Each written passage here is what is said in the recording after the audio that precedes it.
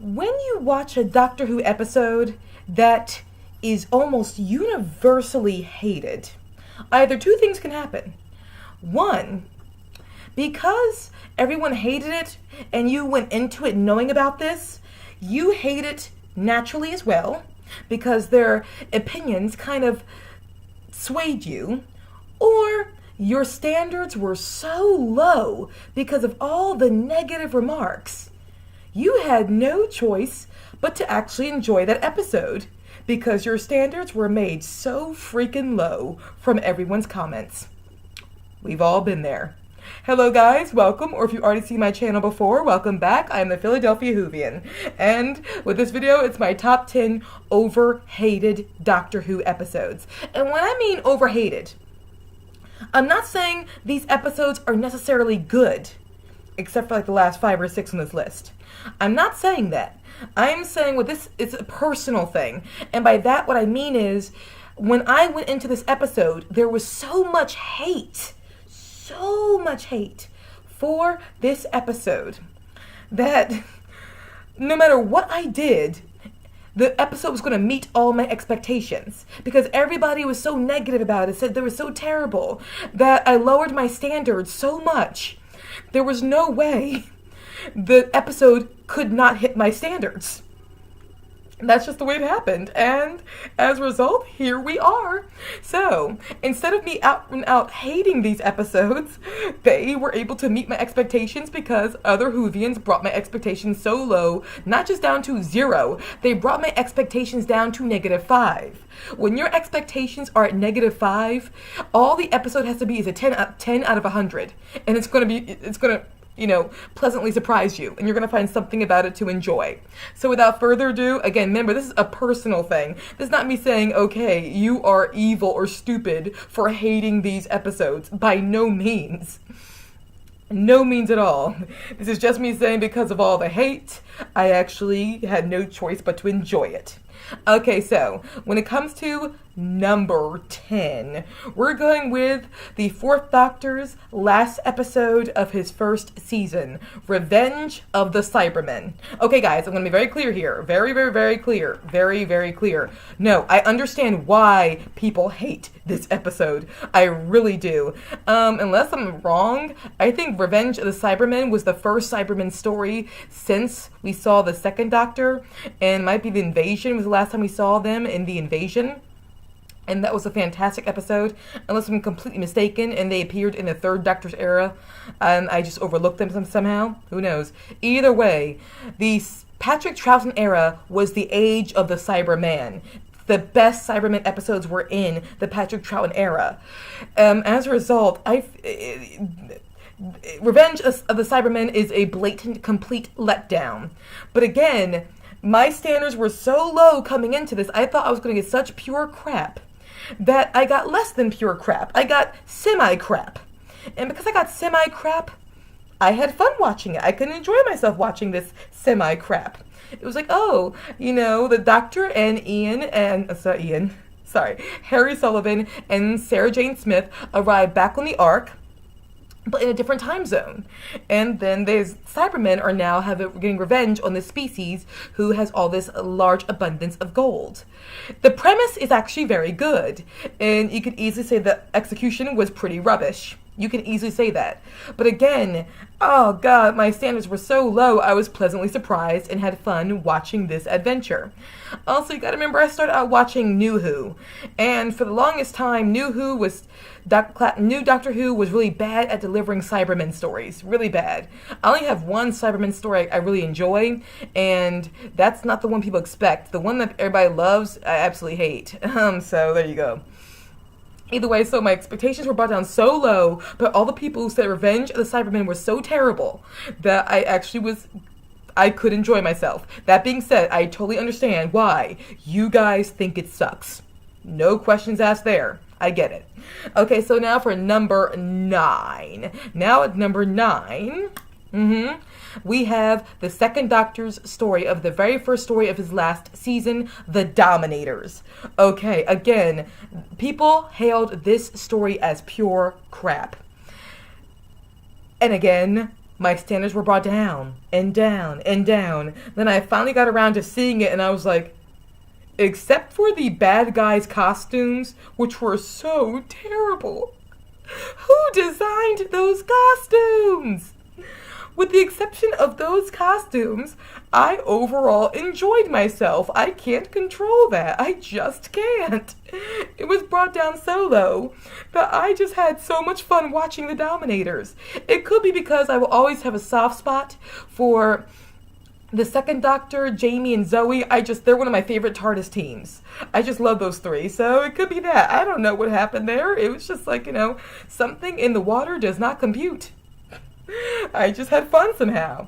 Okay, so now for my number 8 slot. It is a tie between the Sixth Doctor's very first story and one of his stories amidst his first official season. We have The Twin Dilemma and Time Lash. Okay, the Twin Dilemma was hailed as the worst first story of a Doctor ever, and Time Lash is just maligned by everybody, virtually everybody. Again, back down to the idea of just bad reviews after bad reviews after bad reviews lowered my standards. And for the Twin Dilemma, I actually very much think overall it's a very good story. The Doctor is frightening in it, but he's suffering from post-regeneration stress and shock. And he admits this, and he kind of almost apologizes to Perry for what he put her through pretty much throughout the episode. So I got over it. It was shocking and painful and heartbreaking to see him hurt Perry, but he acknowledged this and apologized for it, and it was something he couldn't really control, so I can't hold him responsible for that forever at all. And overall, the story actually is very good to Twin Dilemma. And Time Lash, something about the Time Lash, this could never live up to all the hate it got, no matter how bad it got in this story. It just couldn't. It was too maligned for me not to find something about it to enjoy. Just the way it goes. Okay, so now for number 7. We have, from the 7th Doctor's first season, Paradise Towers. Okay, when it comes to Paradise Towers, I never hear any specific hate for Paradise Towers, but I never hear anyone ever talk about Paradise Towers except to say that with the exception of Dragonfire, the 7th Doctor's first season was absolutely horrible. Therefore, I believe that Paradise Towers always gets grouped in there. Because of people's just out and out hate for Paradise Towers, I saw a very creative, interesting story that is a very interesting take on the idea of a dystopian concept. You could very successfully argue this is a dystopian ideal, where you have the building eating people, pretty much. Because of the architect who just got so obsessed with his inventions, his creations, he didn't want anyone to live there. The idea of you're going to this paradise, and that paradise eats people. It's just so interesting in that way. It's very good, and we see this writer of this particular story, he has a very unique style to him. And I said it before, I'll say it again, the Doctor Who is very good at introducing the stories with dystopian ideas and concepts behind it. But once I put the subtitles on, because this is a very thick and condensed script, you need subtitles to understand everything that's going on because of the lingo. But I thought the world building was incredible, and once I watched it with subtitles, it's like, whoa, this is a really tight and good script. So, I don't hate this story. That's where it goes. I'm just going there, but I understand if you hate it, but I just don't.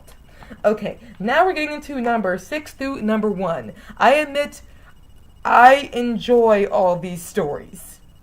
I just do, telling you now. I mean, number 6 and number 1, I like these stories. I don't just think they're overhated. No, I actually have fun watching them.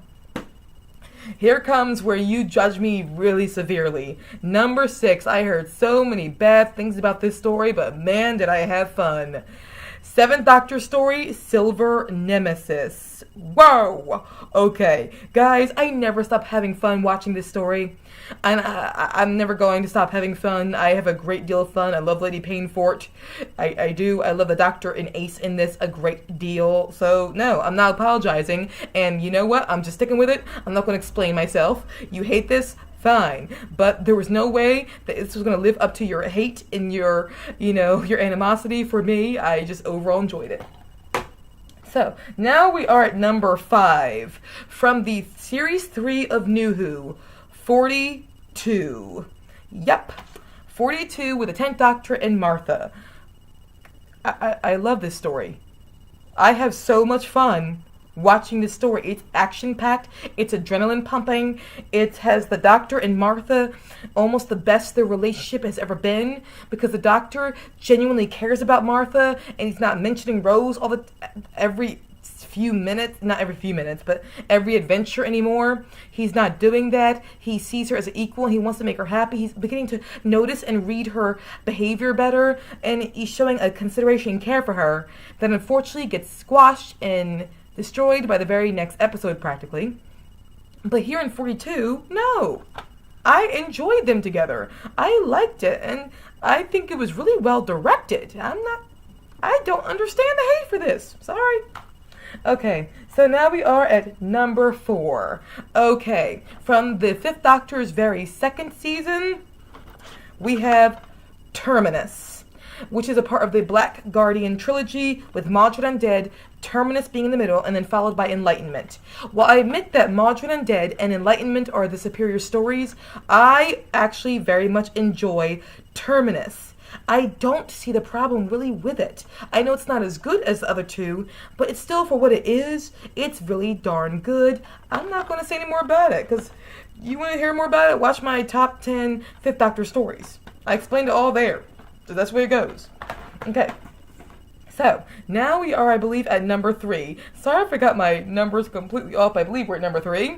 And at number 3, we are at Series 6 of New Who. The Series 6 Part 1. With The Rebel Flesh, The Almost People. Okay, I have seen this get on, when it comes to YouTube, many top 10 worst Doctor Who, New Who stories. I don't get it. I don't get it all. No, people say this story is absolutely bad. Why? That's the thing. No one tells me why it's bad. I don't get how this is a bad story. It asks a lot of good questions. It's very thought-provoking. At the same time, it's got some really good performances in there. And the Doctor, we got 2 doctors in one story. It's very unique in that way. And how Amy treats the one who she thinks is not the real Doctor. And we found at the end that Amy was flesh the entire time. No, I'm not going to hate this. Until you give me a reason why this is bad, then I'm not going to see your reasons for why it's bad. Because people say it's bad, and they give no reasons why it is. That's just not, I don't do things that way. Sorry. Not going to apologize. Just not going to apologize. Okay, cool. Now we are at number 2 from Series 5 of New Who. Vampires and Venice. Yeah, the villains were not vampires. They were aliens. They were fish people. So what? Literally, I've seen people hate this episode just because the vampires were not vampires. They were fish people. Yeah, and a show about things being aliens so often, you're surprised this time the bad guy is an actual alien and not a vampire? You can't get over that one measly fact that the vampires were not vampires. You can't, seriously, just can't get over that ever. For me, it's a very good period piece. The villain is very unique. It's nice seeing a person who's not about, I'm just going to destroy the world just because. No, it's a villain who wants to convert a city so she can save her species. She's a villain, definitely, so is her son, but it's more complicated than that. And I liked that. No, I love this story so very much. I just don't get why people hate it. If you hate it, I understand, but no, I freaking love this story. And now, before we get to our number 1, I'm going to give a couple of honorable mentions. From Series 3, again, we have The Lazarus Experiment. Okay. I understand people don't like it because, the CGI is absolutely awful. But again, I like the Doctor and Martha in this. They're working together. And again, I like the Doctor is respecting Martha. No, I liked their dynamic in this story and in 42. So yeah, I like the story. I don't hate it the way other people do. And then also, before we do that, from Series 6 again, another honorable mention is going to go to Closing Time. I get it. This is not the best Cybermen story, but The only thing I don't like about it is the whole power of love ending. Outside of that, I'm fine with the story. I enjoy it overall. I don't hate this story. I just hate that one part. Hate that one part. But outside of that, I don't think it's a terrible, terrible story. And now we get down to our number one. This is one of my favorite stories of this era. But when it comes to this story, it gets a lot of hate of being the worst in its season. But I personally like this story. From season 16 of the Fourth Doctor's era, The Power of Kroll. I'm not going to give any explanation. I freaking love this story. I respect if you don't like it, but I'm not going to care about your opinion in that regard. It's not going to sway mine. I think The Power of Kroll is freaking awesome. Drop the mic. Yeah. Not going to explain myself because I don't have to. I think this should get a revisit from audience. The Power of Kroll, so good. So guys, that is my top 10 list of my personal feelings of overhated episodes where the hype behind the episode was so intense. It could not live up to the hype of being as bad as it was. And as a result, I was pleasantly surprised, and I overall did enjoy some aspects or all aspects of these stories. So thank you so much, guys, for listening. Do you have any stories that a lot of people hate, but you really like? If you want to talk about it, don't be afraid to comment and let me know below.